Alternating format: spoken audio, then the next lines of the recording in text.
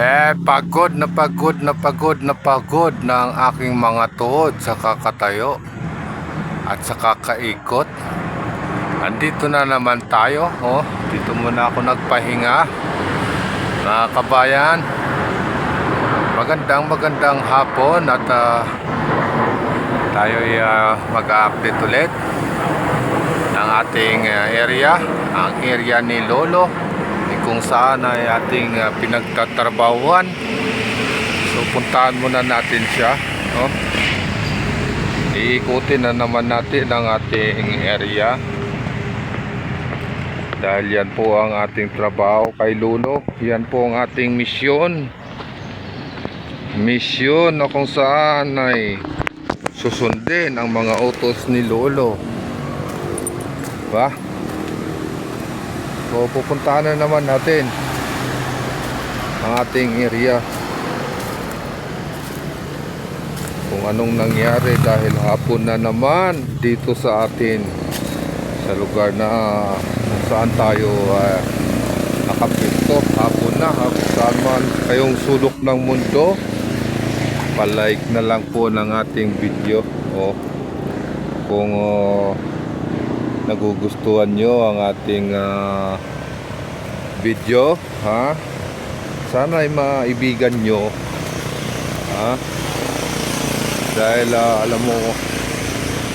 alam mo kabayan, ang ating pwesto ay isang bundok. Pero mayroon naman pong kalsada. Yan po. Yan.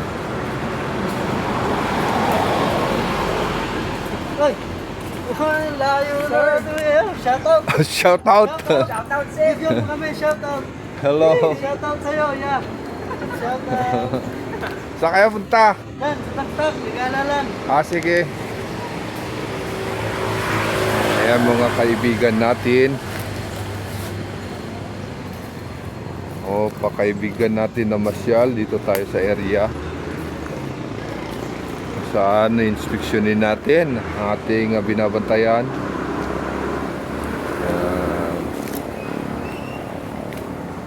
So wala naman tayo nakikita dahil hapon na, wala na gaanong namamasyal, ilan-ilan na lang. Dito tayo ngayon sa isang portion, sa isang bahagi ng ating binabantayan. Ayan, sa tabing kalsada po tayo lumusot. Ayan, so babalik pa tayo. Pupunta pa pala tayo sa gawing ibaba. Ayan, ito sa gawing ibaba, saan dito natin pupuntahan ang ating binabantayan. Baka may makita tayong hindi maganda. Okay, ganito lang ang trabaho natin, kaibigan, kabayan.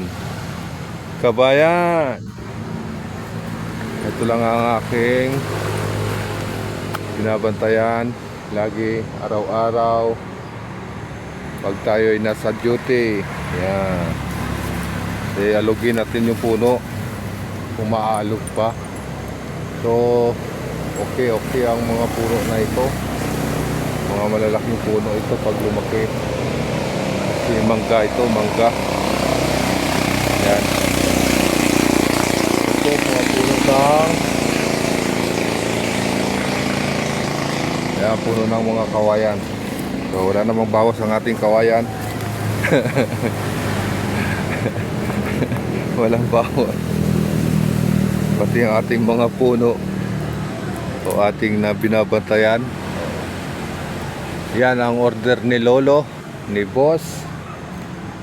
Ayan, kaya lagi nating ini-inspeksyon. Ba? Yan po, bangin po yan. So kung hindi nyo pa nakikita, yan. Oh, pinapakita ko sa inyo. Dahil maghapon na. Hapon na di ba nakita nyo yung view? Oh. Yan.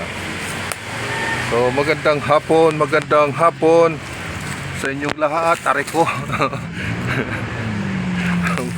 Ang maganda. Oh, yeah. So yan, nakakit na tayo. Ayun, babalik tayo sa ating area. Yan. Parang nawala na yung mga ano dito. Hindi ko na napansin yung mga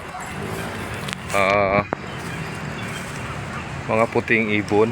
Ilang araw ko na hindi sila napansin. Siguro dahil nagano yung ulan, hindi na sila nakabalik. So ayan na lang.